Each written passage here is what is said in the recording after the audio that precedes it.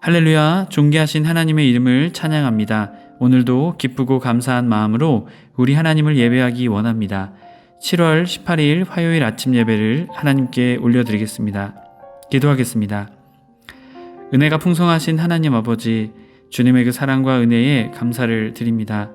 주님, 우리가 주님을 떠났다면, 우리가 주님을 경외하지 않는 삶을 산다면 그것은 하나님과 멀어지는 삶이 아닌 하나님과 적이 되는 삶을 살아가는 것입니다.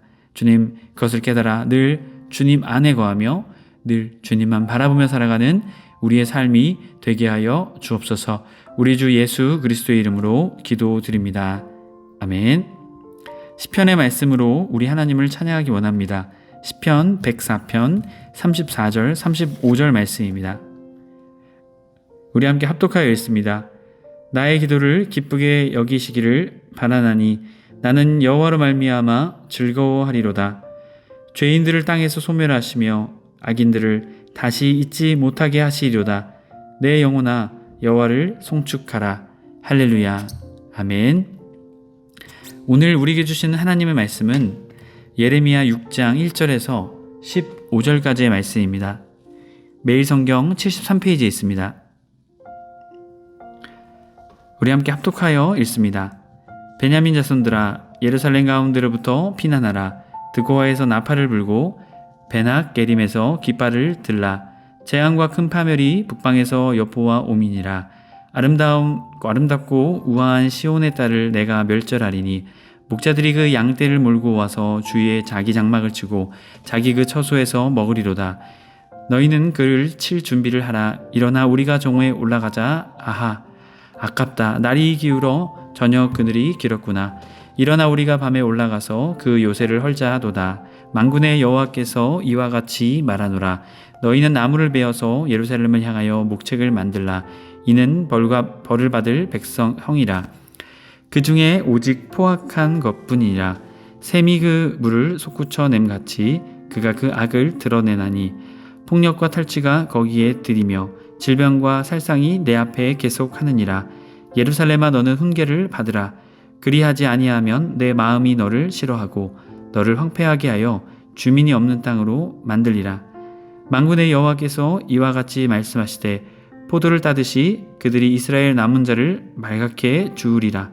너는 포도 따는 자처럼 내 손을 광주리에 자주 눌리리라 하시니라.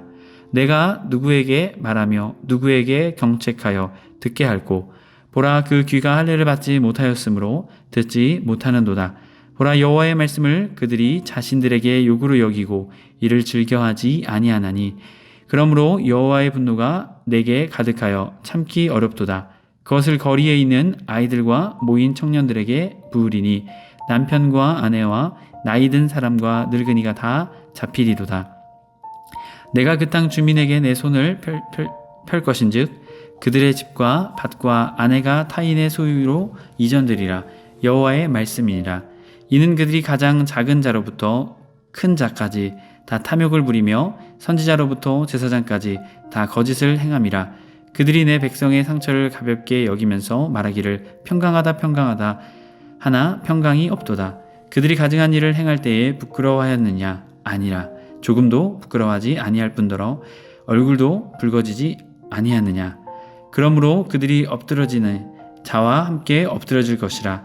내가 그들을 벌하리니 그때에 그들이 거꾸러지리라. 여호와의 말씀이니라. 아멘. 할렐루야. 오늘 하루의 첫 시작을 하나님께 올려드리게 나온 해림의 모든 성도님들을 주님의 이름으로 축복합니다. 오늘은 적이 되신 하나님이라는 제목으로 은혜의 말씀 나누고자 합니다. 앞선 말씀을 통해 하나님께서는 삼중적 지적을 통해 이스라엘 백성의 죄악을 지적하셨습니다. 하지만 그들은 그들의 마음을 돌이키지 않았죠. 그러자 이제 하나님은 북방에서 쳐들어오는 침략군의 지휘자가 되어 예루살렘을 공습하겠다 말씀하십니다. 그리고 유다 백성이 아름답던 그 성읍 포악과 탐욕, 거짓으로 가득 채웠기에 하나님의 이 공격 앞에 그들은 하나님과 적이 되며 철저하게 진멸되며 철저하게 망할 것을 그들에게 말하고 있습니다. 예레미야의 말씀 3장 6절부터 6장 30절까지는요. 심판의 원인과 결과를 강조하며 말합니다. 총 12편에 해당되는 예언들이 등장하는데요. 단편 예언으로서 우리가 읽고 있는 이 3장부터 6장까지는 두 번째 예언 부분입니다. 북이스라엘의 죄악을 답습한 유다의 타락을 지적합니다. 이 이스라엘 전체가 망한 이유를 제시하죠. 그리고 유다, 그리고 유다의 임할 재난, 그것을 강조하며 말하고 있습니다. 1절부터 5절까지는 북방에서 다가오는 재앙을 말하죠. 북방의 세력을 통해 유다를 심판하시는 하나님의 모습을 보여주십니다. 베냐민 자손들아 예루살렘 가운데로부터 피난하라 라고 말씀하시죠. 자, 이 베냐민은요 대상을 말합니다. 유대인들 모두를 의미하고 있죠. 그리고 예루살렘은 그들은 하나님의 성전이기에 예루살렘만은 함락되지 않을 것이라 생각했습니다. 그런데 이것도 헛된 믿음이다라는 것이죠. 하나님을 믿지 않으면서도 예루살렘만은 멸망당하지 않을 헛된 믿음을 그들이 갖고 있었던 것이죠. 그러자 피난하나 라고 말합니다. 하이주, 매우 급하게 안전한 장소로 대피하라. 예루살렘이 더 이상 안전한 장소가 되지 않고 파멸될 것이고 망하게 될 것이기에 도망하라라고 그들에게 말하고 있는 것입니다. 이 드고아는요 최후의 보루입니다. 예루살렘 성이 함락되고 나면 그 뒤에 있는 성인데요. 이 드고아에서 나팔을 불고 베나게림에서 깃발을 들라. 이것은요 요새도 결국 모든 것들이 다 멸망하게 되고 파멸될 것이기에 도망쳐라 라고 말하고 있습니다. 재앙과 큰 파멸이 어디서 와요? 북방에서 엿보아 오미니라. 그렇게 그들은 도망가야 한다라는 것이죠. 2절 아름답고 우아한 시온의 딸을 내가 멸절하리니. 자, 안타까운 하나님의 표현의 고백입니다. 아름답고 우아한 시온. 원래 그들은 하나님께 속했을 때 아름답고 우아한 시온이었습니다. 하지만 그들은 하나님을 떠나자 죄 가운데 빠졌고 이젠 하나님의 심판 앞에 서게 된 것이죠. 3절 이방인들이 그 북방에서 오는 민족들이 이 목자와 양떼의 비유를 통해 말하고 있습니다. 이것은 당시에 하나님과 이스라엘 백성과의 관계인데 지금 하나님께서는 예레미야를 통해 그 친밀한 관계를 통해서도 결국 너와 나 사이에 우리 사이에 이러한 관계였는데 너희가 나를 배반하였기에 하나님께서 반드시 북방의 그 민족을 통해 너희의 양떼를 해치게 될 것이다. 바로 그 의미를 전해주고 있는 것입니다. 와서 주의 자기 장막을 치고 각기 그 처소에서 먹으리라. 모든 것을 차지하고 다 그들이 빼앗아 가게 된다는 것이죠. 자, 그렇기에 4절 너희는 그를 칠 준비를 하라. 일어나라 라고 말하고 있죠. 자, 이것은 종교적 의식을 말합니다.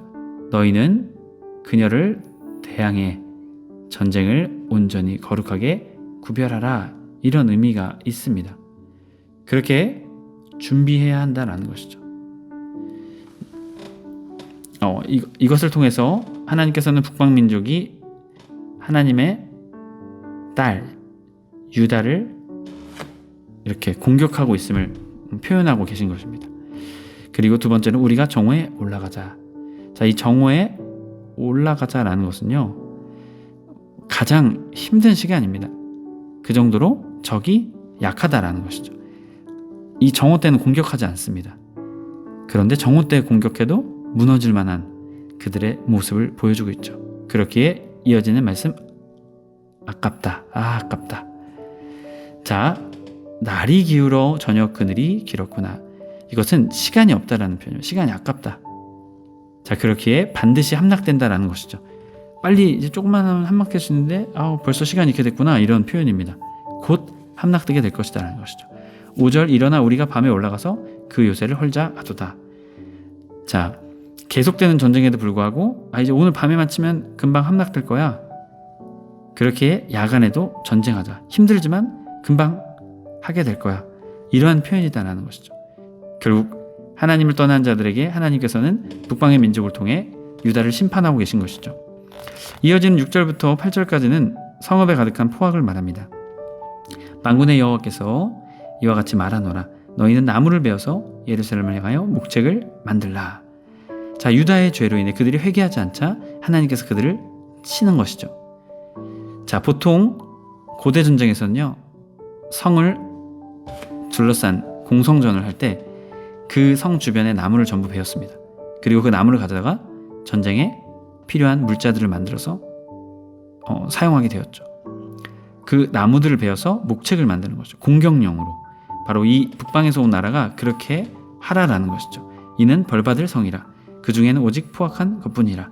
그 속에는 포악한 것이 가득 차 있기에 그들을 공격하라는 것이죠. 벌받아야 된다.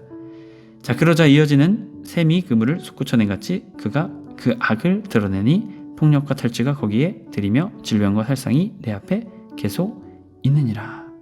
자, 그들은 하나님을 존중하지 않고 어떻게 해요? 폭력과 탈취가 있었고 하나님의 율법대로 살지 않고 그들에게는 질병과 살상이 있었습니다. 결국 하나님은 그들을 하지 않으실 수 없었던 것이죠. 8절 예루살렘아 너는 훈계를 받으라. 자, 훈계를 받으라는 의미는 두 가지 의미가 있습니다. 훈계를 받고 돌아오라. 자, 그리하지 아니하면 내 마음이 너를 싫어하고 너를 황폐하게 하여 주민이 없는 땅으로 만들리라. 자, 버리신 결과 그들은 비참한 삶을 살아가게 되죠. 너희가 훈계를 받고 돌아오라. 그리고 내 마음이 너를 싫어하고 너를 황폐하게 하여 주민이 없는 땅으로 만들리라. 그러기에 돌아오라라는 것이죠. 주민이 없는 땅으로 만들기 전에 돌아오라. 하나님께서는 이스라엘 백성에게 끊임없이 말하고 계신 것입니다. 하나님의 성도 여러분, 우리 하나님은 심판을 통해 우리가 다시금 하나님의 자녀로 세워지길 원하십니다. 우리가 죄악이 있음에도 불구하고 하나님께서 우리에게 은혜를 베푸신 이유는 다시금 회개하고 하나님의 자녀의 삶을 살아가기를 원하시기 때문입니다. 여러분, 그 주님의 마음을 깨달아 혹시 죄악 가운데 있다면, 혹시 하나님의 품을 떠나 있다면, 하나님과 멀어져 있다면 다시금 회개하며 하나님께 돌아가는, 하나님께 나아가는, 하나님께 더욱더 가까이 나아가는 저와 여러분의 삶이 되길 주님의 이름으로 축복합니다. 이어지는 9절부터 12절까지의 말씀은 할례받지 못한 귀를 말하고 있죠. 만군의 여호와께서 이와 같이 말씀하시되 포도를 따듯이 그들이 이스라엘의 남은 자를 말갛게 주우리라. 자, 여기서 말갛다라는 것은요, 분렐이라는 단어입니다. 분렐인데요, 남기지 않고 완전히 파괴하는 것입니다. 말갛게, 바로 이게 남기지 않고 완전히 다 없애버린다라는 것이죠. 하나님의 말씀을 거역한 이들에게 북방에 있는 민족이 쳐들어와 모든 남은 자들을 다 포로로 데려가고 전쟁을 통해 죽는 사람도 나오게 된다는 것이죠. 너는 포도 따는 자처럼 내 손에 광주리에 자주자주 눌리라 하시나니. 자, 이 포도 수확을 통해 비육을 통해 망하죠. 자주자주라는 이 반복된 표현을 통해서 완전히 파괴되고 멸망하게 될 것이다. 반복적인 경고를 또한 보내고 계신 것입니다. 결국 이것을 통해서도 돌아오기를 원하시는 것이죠. 왜 반복하실까요? 돌아오라라는 것이죠. 그 반복되는 시간을 통해 조금이나마 시간이 딜레이 됐기 때문에 하나님께서는 계속 반복적인 표현을 통해서 돌아오라 강조하고 계신 것입니다. 자, 이제 10절부터는요, 예레미야가 하나님께 받은 것, 그리고 예레미야는 말하게 되죠. 내가 누구에게 말하며, 하나님께 이 말씀을 받았는데 내가 누구한테 말하냐, 듣지도 않으니까요, 아무도요. 자, 누구에게 경책하며 듣게 할고 보라, 그 귀가 할례를 받지 못하였으므로 듣지 못하는도다. 자, 백성들이 귀가 할례를 받지 못했다라는 것이죠. 이 할례를 받지 못했다라는 표현은요, 제 기능, 신체가 제 기능을 하지 못한다라는 의미입니다. 귀가 제 기능을 하지 못한다라는 것입니다. 하나님의 말씀을 듣지 않고 그들은 결국 외적인 할례는 받았지만 내적인 할례를 받지 못했다라는 것입니다. 여호와의 말씀을 그들이 자신들에게 욕으로 여기고, 헤르파라는 단어인데요, 모욕적으로 여긴다라는 것이죠. 치욕으로 여긴다라는 것이죠. 하나님을 가까이 하는 것, 하나님 멀리 하는 것뿐만이 아니라 하나님의 말씀을 어떻게 해요? 치욕되게, 욕되게, 아주 모욕적으로 그들을 생각했다라는 것이죠. 여기고 이를 즐겨하지 아니하니. 11절 그러므로 여호와의 분노가 내게 가득하여 참기 어렵도다. 그것을 거리에 있는 아이들과 모인 청년들에게 부으리니. 자, 어른들은 이미 듣지 않는다라는 것이죠. 희망이 없다라는 것입니다. 그렇게 이들에게 그것을 부어주겠다라고 말하고 있는 것입니다. 남편과 아내, 나이든 사람과 늙은이가 다 잡히리로다. 12절 내가 그 땅의 주민에게 내 손을 펼 것인즉 그들의 집과 밭과 아내가 타인의 소유로 이전되리라. 여호와의 말씀이니라. 자, 손을 편다라는 의미는요, 하나님께서 그것을 내친다, 버린다라는 의미이고요. 특별히 원어의 의미는 주먹으로 친다, 그런 의미도 있습니다. 하나님께서 그들을 펼치시고 그들에게 심판을 베푸시겠다라고 말하고 있는 것이죠. 그것을 분명한 것은 예레미야는 여호와의 분노, 여호와의 말씀이라 분명히 말씀하고 계십니다. 그렇기에 하나님의 백성은 돌아와야 한다라는 것이죠.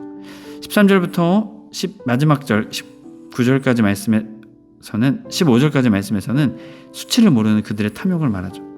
하나님이 계속 말씀하셨는데도 불구하고 그들은 그렇게 하지 않았다는 것. 그러자 그들의 탐욕과 수치를 나열하면 설명하고 계시죠. 이는 그들이 가장 작은 자로부터 큰 자까지 다 탐욕을 부리며. 자, 모든 사람이 악행을 가득한 사회가 바로 이 하나님의 백성의 사회가 되었다는 것이죠. 그리고 또 누구도 타락할까요? 선지자로부터 제사장까지 다 거짓을 행함이라. 종교 지도자들까지 결국 그들은 자격이 없는 자인 것이죠. 모든 사람, 이스라엘의 하나님이 택한 선민의 모든 사람들이 다 스스로 타락하게 되었다는 것이죠. 그리고 스스로 회복할 수 있는 가능성이 없다라는 것입니다. 선지자와 제사장까지 타락했으니 말입니까? 14절, 그들이 내 백성의 상처를 가볍게 여기면서 말하기를 평강하다 하나 평강이 없도다. 자, 지금 건성으로 그들을 치유했다라는 것이죠. 마치 선지자들과 제사장들이 우리는 지금 평강해, 하나님의 샬롬이 있어, 현실 감각이 없는 말로 그들에게 말했다는 것이죠. 지금 심판의 때인데도 말이죠. 결국 15절, 그들이 가증한 일을 행할 때에 부끄러워 아니하였느냐? 아니라 조금도 부끄러워하지 아니할 뿐 아니라 얼굴도 붉히지 않았느니라. 그러므로 그들이 엎드려지려니와 함께 엎드려질 것이라. 내가 그들을 벌하리니 그때에 그들이 거꾸러지리라. 여호와의 말씀이니라. 자, 결국 그들은 죄의 눈이 멀어 죄의 수치심도 느끼지 못합니다. 그리고 양심이 굳어져 있죠. 결국 하나님의 말씀을 거부하고 하나님의 심판대 앞에 서게 되었습니다. 하지만 그들은 하나님의 그 벌 앞에 어떻게 합니까? 전혀 유동이 없죠. 수치가 수치인 것도 모르는 그들의 모습을 보여주게 됩니다. 하나님께서는 결국 그들을 거꾸러지게 하신다. 이 카쉘루, 흔들리다 넘어지가 멸망하게 하시는 것이죠. 하나님의 심판을 통해서 그렇게 그들이 깨닫게 하시겠다, 그들의 악을 심판하시겠다라고 말씀하고 계신 것입니다. 하나님의 성도 여러분, 죄악의 길은 하나님과 적이 되는 길입니다. 하나님의 심판을 피할 수 없는 길입니다. 그렇기에 우리는 그것을 깨달아 하나님께로 돌아가며 하나님께 우리의 마음을 드리며 회개하며 삶을 드릴 수 있는 저와 여러분의 삶이 되길 주님의 이름으로 축복합니다. 기도하겠습니다. 사랑의 하나님, 감사합니다. 주님, 때로는 우리는 죄의 달콤함 때문에 죄의 유혹 앞에 무너지고 쓰러집니다. 그 자리에서 떠나지 못합니다. 하지만 우리가 깨달아야 할 것은, 그것은 하나님과 적이 되는 것입니다. 하나님과 반대가 되는 것이고 하나님의 심판을 마주하는 길입니다. 하나님, 그렇기에 그 죄의 유혹과 달콤함, 그것에 빠지는 것이 아니라 하나님의 심판, 하나님이 주시는 놀라운 은혜, 그 모든 것이 그 죄로부터 단절됨을 깨달아 온전히 주님만 바라보며 나아가는 우리 모두가 되게 하여 주시옵소서. 우리 주 예수 그리스도의 이름으로 기도드립니다. 아멘. 주기도문으로 마치고 자유롭게 기도하겠습니다. 하늘에 계신 우리 아버지여, 이름이 거룩히 여김을 받으시오며 나라의 임하옵시며 뜻이 하늘에서 이룬 것 같이 땅에서도 이루어지이다. 오늘날 우리에게 일용할 양식을 주옵시고 우리가 우리에게 죄 지은 자를 사하여 준 것 같이 우리의 죄를 사하여 주옵시고 우리를 시험에 들게 하지 마옵시고 다만 악에서 구하옵소서. 나라와 권세와 영광이 아버지께 영원히 있사옵나이다. 아멘.